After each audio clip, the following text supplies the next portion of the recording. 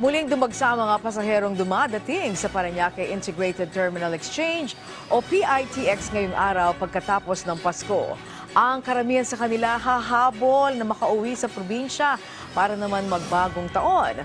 Kung ano ang update doon sa terminal, alamin natin sa Sentro ng Balita ni Patrick De Jesus live.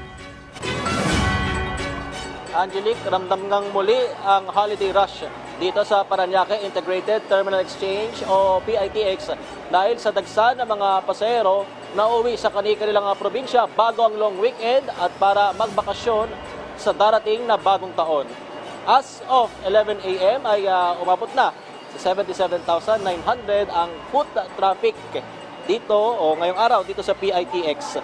Sa loob ng 7 araw, simula noong December 19, pumalo na sa 1.3 milyon ang bilang ng mga pasahero na nagtungo rito sa PITX at pinakamarami pa rin ay naitala noong December 23 na nasa 231,000. Pinakamababa ay kahapon, mismong araw ng Pasko, na 180,000.